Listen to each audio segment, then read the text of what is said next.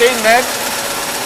Yung next natin dito is yung aming induction oven. So dito natin kinocure yung binanggit ni Sir Cesar kanina na yung mga steam protection. Okay. So kinocure natin dito sa induction oven. Dito natin kinocure. Dito ang curing. Kinocure. Ayan, yung parang oven na yan. So, dadaan siya sa oven, lalabas dito. So after dito, ang next niya is doon na i-heat na natin. Yeah. Ano po yung bakit may tumatalisik bigla? Pag may nakikita silang mga defect or may mga problema, automatic nire-reject siya ng sensor. That's one of our quality control also. Yung machine kasi natin, sir, is a very sophisticated machine. Top of the line yung pinili natin. Abangan mo na may tumalsik. So every first scan and last scan, kapag tumigil yung makina natin, automatic sisipain niya. And then when the machine, ito, Ayun. yun. Ito yung combination namin na tinatawag. Dito ginagawa yung neck-in Ayan and mga beading. okay. So yung purpose ng bead is para additional strength ng cans. Though matibay naman yung materials na ginagamit natin, but this will serve additional strength sa cans. So, pinapakita lang muna natin yung process para for the benefit of our audience, para makita nila. Sobrang bilis, no? Ayan.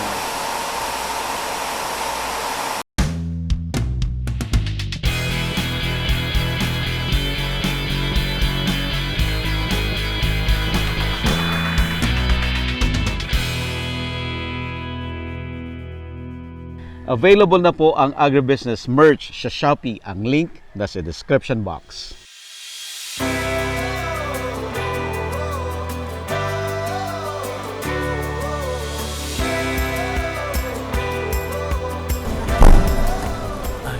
Hello, morning. Morning po. Hi, Miss Charmy. Body po. Morning! Morning! Welcome to Mega Talisayan. Good morning! Na-late kami kasi kanina lang kami umaga dumating. Kaya nga, kasi narinig ko kahapon, naglaot pa kayo kagabi. Okay, good morning everyone. Good morning Sir Buddy. Good Morning morning. po. Welcome to Mega Talisayan. So, before anything else, magsa-start na po tayo. This is the story of how these mega brands have become part of the lives of Filipinos. Okay, so ayun guys, now you have a glimpse of our Megas operations and the vision of the company. But you will also see this actual operations once you're inside the plant. That is our 12-hour catching to canning process ni Mega. Ano lang po, anything na you think it's a trade secret or ayaw nyo makuhanan, just let us know. Yes, Then po. hindi na namin siya kukunan. Okay, sige po, sir. Sige po. Okay. So far wala namang So far wala naman. si Mega. So it's a shared actually formula yung sauce natin, but it only differs on the process. The 12-hour canning to catching to canning process. That's where it differs. All right. Sir. Good morning.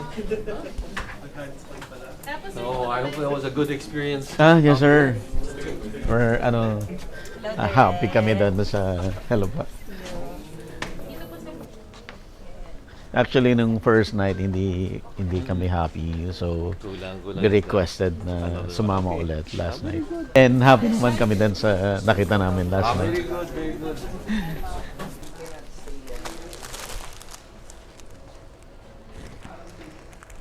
Tapos natatakpan yung iba. Requirements kanina mo kaya ilagay. Kasi gusto nila umalis si Spencer. Kailangan to. Sir, see you later pa. I will leave you with my people. Apo, sir. People here. Sige, sir. Yes. Okay. So ano yung magiging gusto natin makita and per process talaga? Well, basically, oo.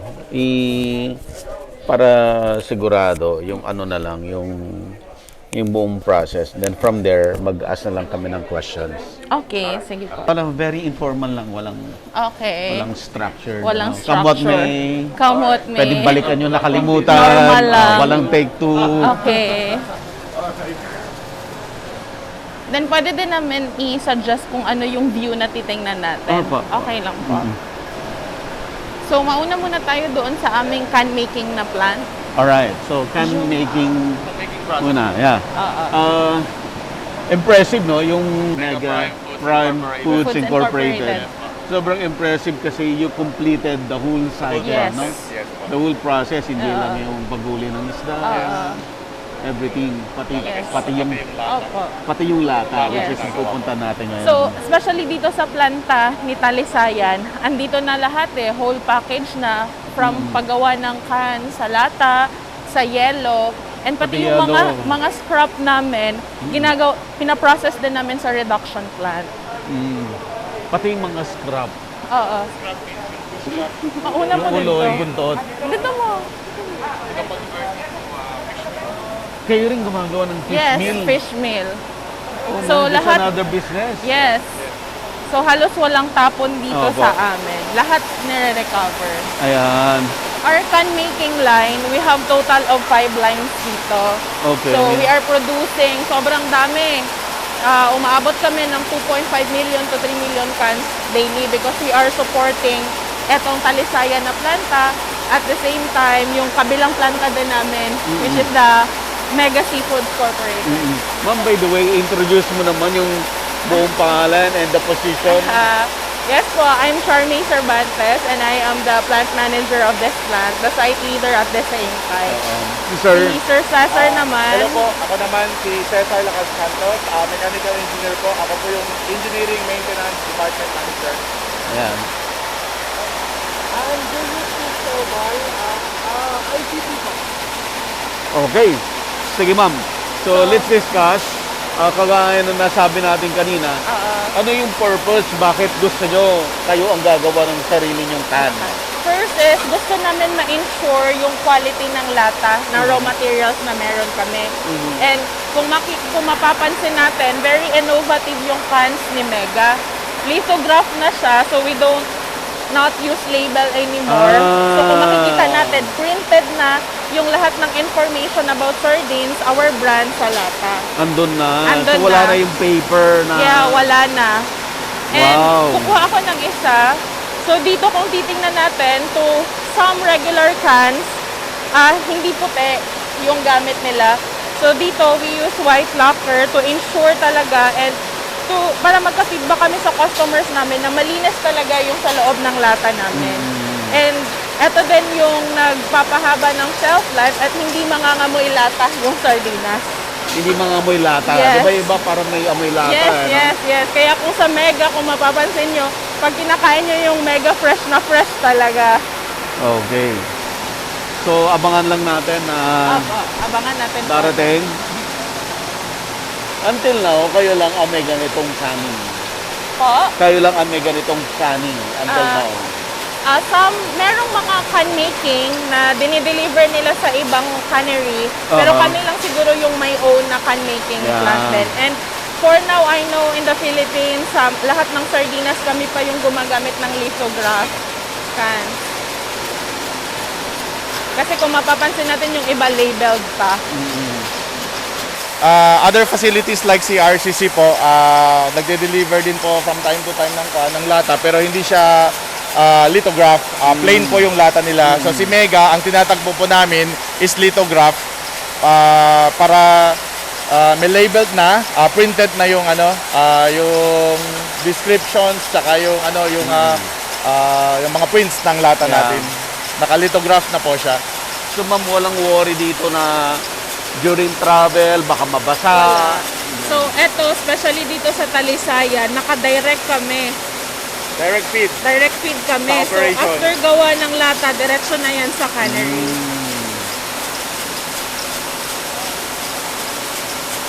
And in terms of quality naman po, sir, yung takbo ng makina natin, aside from looking into the efficiency of running of the machines, check natin yung quality. So every stations, meron tayong mga quality checks we subject it into micrometers, testings, kung tama ba yung yung from physical to dimensions, yung length, yung width, ang thickness, ang strength ng material. So lahat meron siyang quality checks to ensure good quality cans lang yung napoproduce natin dito sa planta. Wow. Ang next po natin, Sige. okay? So, after dito, kinakat na yung mga ito na yung ating welder. Dito na nira-round yung Para magiging Doon tayo sa round. kabila. Before natin i-open. Oh, so yan yung para ito mag-round yung siya. round tapos wini-weld na din natin yung can. Oh. So ngayon, ipapakita na natin paano mag-work. Ito po yung finished product after sa welding machine, sir. So kung nakikita nyo before, meron tayong slittering machine. Ang pinifit niya dito sa welder is cut blanks lang yung flat. So dito sa welder, ira-round niya yung lata. At the same time, i-weld niya yung opposite corners niya. At the same time, maglalagay siya ng seam protection both sa loob tsaka sa labas ng lata.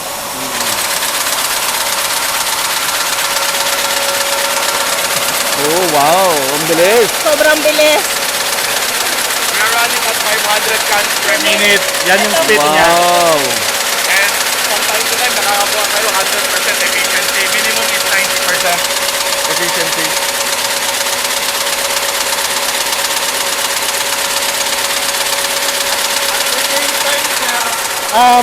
Yung mga kaming po natin, meron na po tayong dashboard. So, not only we are getting the cans that we need, may database na din po tayo. So, may na din po tayo, records na tayo kung kailan nasira yung machines, mga ganun. Okay. So, mas na po siya towards digitalization na po. Sir, ulitin lang natin, sir, yung yung mga features na nagawa dito sa lata. Oh, okay. So, sa slitter machine, ang function niya is to cut the blanks. Okay. Okay, into one piece of blanks.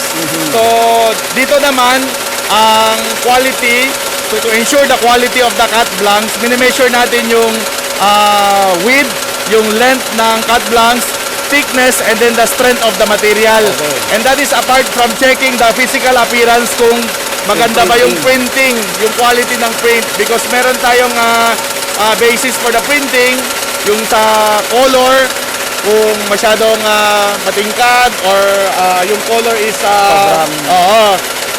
so by physical appearance check din natin. At the same time, yung quality ng mismong tin sheets, tin plate, yung material quality, sine-check natin by way of measurements. Okay. So marami tayong mga quality instruments na ginagamit to ensure na good quality yung tin sheets natin.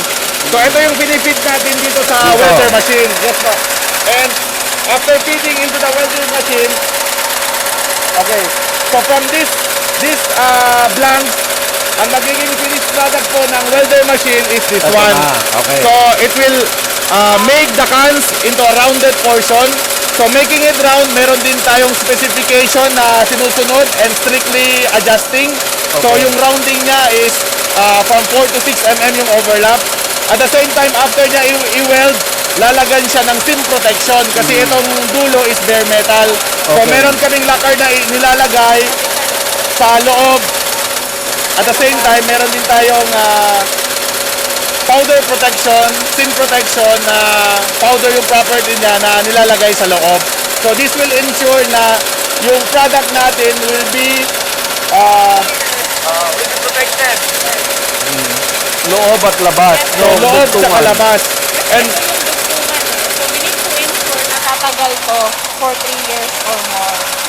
So ito yung ginagawin namin na protection kasi bare metal pa siya. And for us to be able to know the quality of the weld or yung pagbuo ng cylinder dito sa welding machine, marami tayong mga quality checks to ensure na good quality yung yung product natin. So later on, ipapakita namin sa inyo kung ano-ano yung mga different types of tests. So meron tayong ball testing, meron tayong cone testing. So ina-expand natin to make sure na yung strength ng welding is on the optimum capacity. Kayang-kaya niya when we give it to the cannery for operations. Ito yung next. Next natin dito is yung aming induction oven. So dito natin kinocure yung binanggit ni Sir Cesar kanina na yung mga steam protector.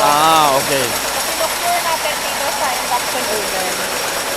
Ayan. Ito before, ito after, ma'am. Ito yung before, kung mapapansin natin medyo basa pa, pati yung sa loob na powder. So after the induction oven, kung ano na siya, cured na siya. Hindi na siya, wala na. So dito natin kinocure. Dito ang curing. Ito yung curing. Ayan, yung parang oven na yan.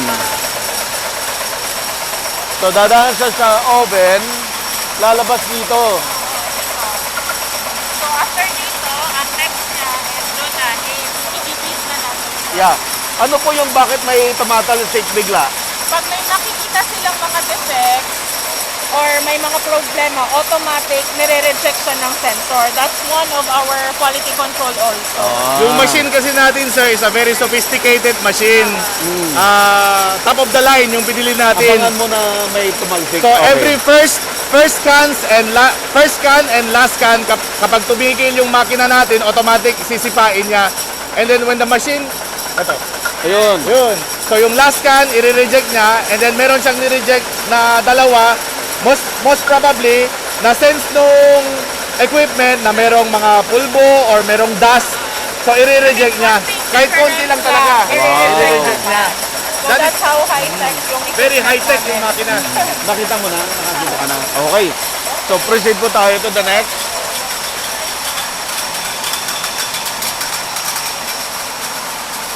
Pakilala ko lang si Bernard, Hello, Bernard. Chief Operation Supervisor dito sa Hello. And dito sa portion na to, ma'am, Ito conveying system lang going to going to the next stage.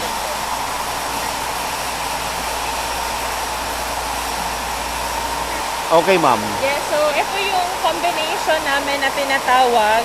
Dito ginagawa yung neck-in Ayan and mga beading. okay. So yung purpose ng bead is para additional strength ng cans. Though matibay naman yung materials na ginagamit natin, but this will serve additional strength sa cans. Bigyan lang natin siya ng chance and then i-explain po natin ulit. Okay.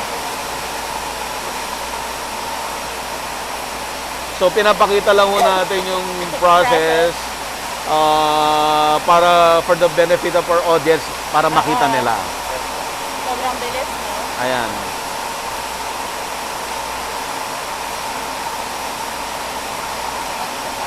Okay, sir. So, yung nangyari ngayon, yung pinakita sa video, yung kapapakita lang, ipakita na natin, sir, yung itsura. Yes. Okay. So yung next process natin na pinakita sa video earlier is a combination machine. Okay. So tatlong process po yung nangyayari sa combination machine, which is necking, flanging, and beading. So ang lata, pagpasok is in a cylindrical type. Plain. Opo, plain lang siya. Na-cured na po yung outside lacquer tsaka yung inside powder. Pagpasok niya sa combination machine, ang labas niya is this one. So this is before and this is the after. So kung makikita ninyo, liliit yung diameter sa bandang neck ng lata. Nagkaroon siya ng flange sa top portion and then sa bottom portion. At the same time, makikita natin na meron siyang beading. Ibig sabihin, parang may lumubog yung surface niya. So meron tayong 14 beads kung bibilangin natin to, and then most critical dito sa process na ito is mini-measure ng quality control system. Quality control natin yung gaano ka yung width, gaano kalapad yung flange, gaano kalalim yung neck in, gaano kalalim yung beading, and then yung can height. Kasi mag-iiba yung can height ng cylinder tsaka yung dumaan na sa combination machine. So very strict yung quality natin doon sa finished product ng lata natin after sa combination machine. Parang pumayat na siya. Yes, ano siya, sir? Lumiit. Lumiit po. Kasi yung In terms of height. yes po, yung lata niyan dito, vertical, naging flange na. Inopen natin, tapos ito, nilagyan din natin ng flange. At the same time, naglagay tayo ng bead. So, lumiit yung yung can height. Yeah. Okay. So, yung importance naman kung bakit tayo naglalagay ng bead is to add the strength of the can. The can. So, kung nakikita natin, pwede kong i-press tapos gumagalaw siya, pero after Ito, beating, hindi na. matigas na. Opo. Oh. So, ayan, so tatakbo ito. So, ang tawag sa kanya mamaya, naka bead. Bid na, Okay. na-plunge na, and may net-in na rin. So after dito, kailangan natin i-seal yung isang portion. Kasi etong lata na to lalagyan ng sardina, so kailangan close yung isang portion niya. Okay. So, ito na. Probably yung dulo sa ilalim ang lalagyan. Okay. Ipakita po muna natin yung process bago natin i-discuss ulit. Sige sir, so nanggaling tayo sa isang step na linagyan mo ng bead and... Coming from combination machine, yung next step niya is the seaming process Okay. or seaming machine. So sa seaming machine, naglalagay tayo ng easy open ends. Okay. So kino-cover natin yung top portion ng lata and then yung meron top. siyang EOE, meron siyang pull tabs. So top actually, yung una. Mega yung unang introduce ng easy Yung open. ganon, Yes po, yung may pull tabs para yung customers natin mas madaling bubuksan yung produkto natin. Okay. So yan, nakita natin yung process. Ito lang sa kanina. Pagdating sa process na to, Kailangan natin takpan yung isang portion. may takip na. Kasi ito, dito natin lagyan ng lata. So this is, ang tawag namin dito is seaming. Oh. So, dito unang nakilala si Mega sa Easy Open Can. Easy open tab. So, eto sir, sinim na natin to and madami din. Yes. Ito. Nakikita ba? Yan, nakaseal na siya. Yes, nakasim na siya. Close na. Ito yung before. Ito yung before. Ito yung before. Bukas pa. So, isa din to sa mga critical points natin dito kasi we need to ensure na maayos talaga yung pagkakasim ng cans. So, meron din kaming set standard and parameters to ensure na ito is maayos yung seaming. Okay, so dito from here, saan po siya tatakbo? So, ito, we have another quality check. Equipment na rin. For quality checking ulit ito. Ito yung for quality checking namin. Ito yung tinatawag namin na vacuum leak tester. Aha. So, if ever na nagkaroon ng may butas konti or hindi maayos yung pagkakasim Pagkakasil. or meron pang merong hindi maayos yung pagkaka-weld, so dito, nire-reject niya na. Nire-reject na rin niya. Kita natin doon. Okay. Kung meron pang tumutok. Saan po nalalaglag just in case? Dyan. So, kung Pag may makikita reject. natin, they started sa paggawa ng lata 6 a.m. pa kanina. Pero kung titingnan natin, merong dalawang lata lang Alang. yung na-reject. So, ganun ka high-tech and ka-optimize, ganun kagaling yung mga equipments natin dito. Wow. So on a technical hindsight, ang purpose ng vacuum tester, sabi nga kanina, is to reject kapag meron siyang Makita. na-detect na leak. Kasi very important sa shelf life ng product natin na walang leaking Yeah. yung lata. So far dalawa yung ni-reject but most likely hindi naman leak yan. Baka yung tabingi yung pag-upo. Even very minor. Very minor lang din talaga. So, ganun ka-strict yung quality natin dito. So, after dito, pupunta na siya doon, conveyor, going to inside cannery. Ayun na. Yes, ayun na. And some other also, na ibang linya namin, papunta naman dito sa palletizer. Kasi yun din yung i-deliver namin sa kabilang planta. Okay. Okay, so ulitin lang natin. Pag natapos na ma-check dito, ito na po siya, may cover na. Ito na yung final product. Ito na yung final product. Assuming na walang damage or anything, papasa siya, aakyat na dito, Yes. and mag-split siya. Yung gagamitin nila dito, papunta sa cannery, itong area na to.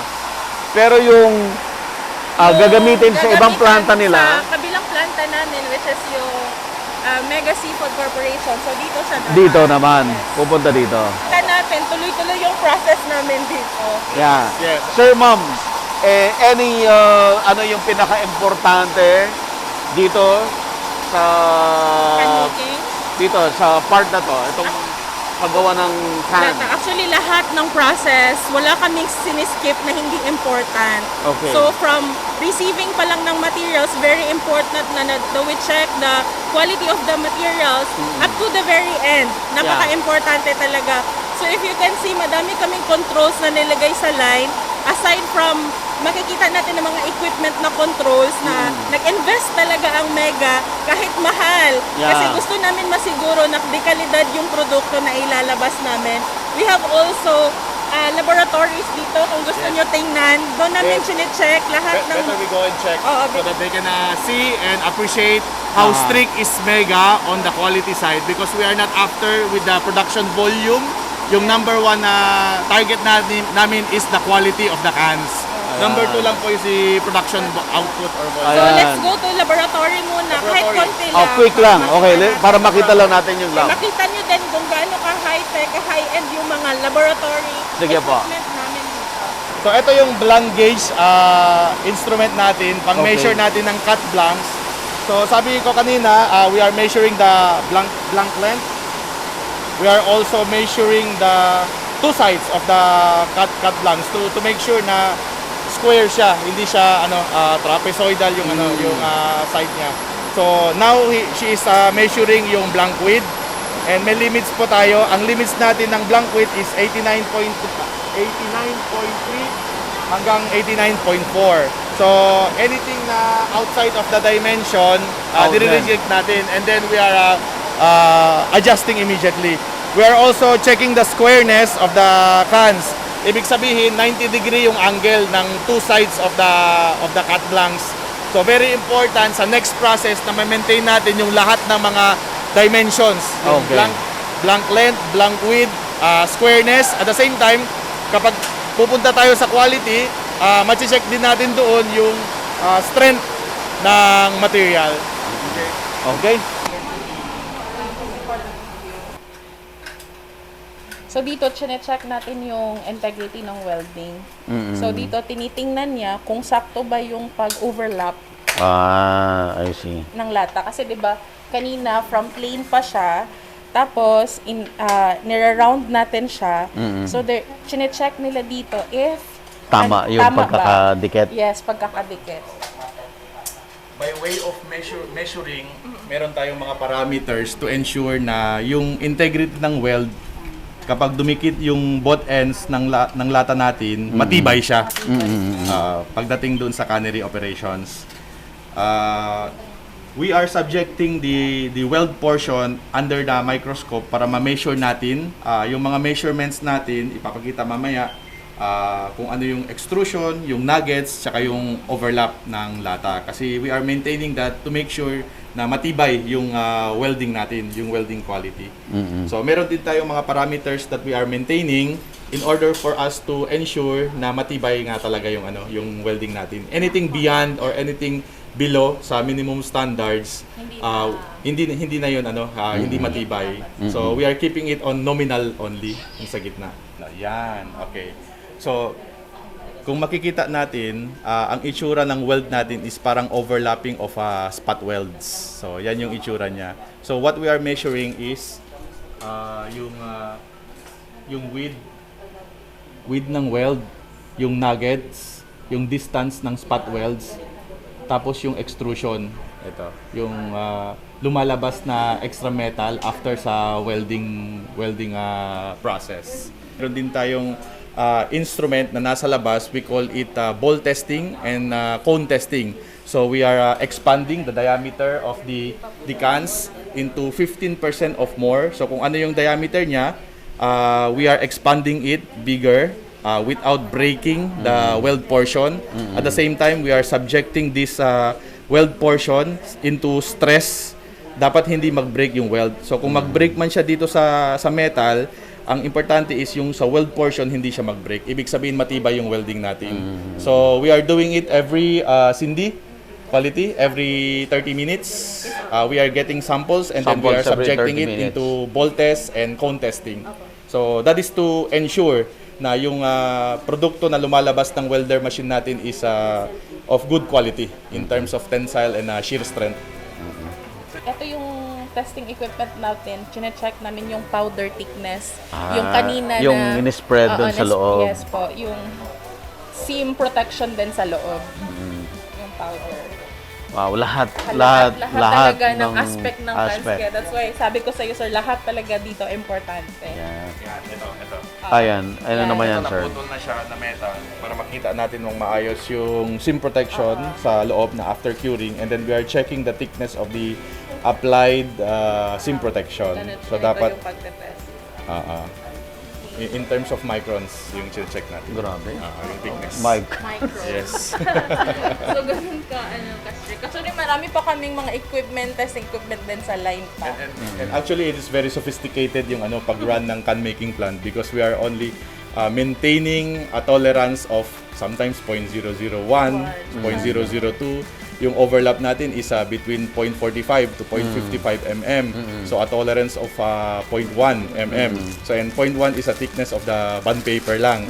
So ganun ka-critical yung pag-maintain ng mga adjustment tsaka tolerance dito sa can making. So very strict, and then our quality is very strict on maintaining the quality of our products. At the same time, we have the necessary instruments sa quality department to make sure that we are targeting only good and within standard quality cans na napoproduce. Ayan po ha. Nakita natin yung can making pa lang, no? Sobrang high-tech, sophisticated, sobrang detalyado. Up next episode natin, makikita na natin yung actual na cannery. Available na po ang Agribusiness merch sa Shopee. Ang link nasa description box. Agribusiness, how it works. Instruct, inspire, succeed.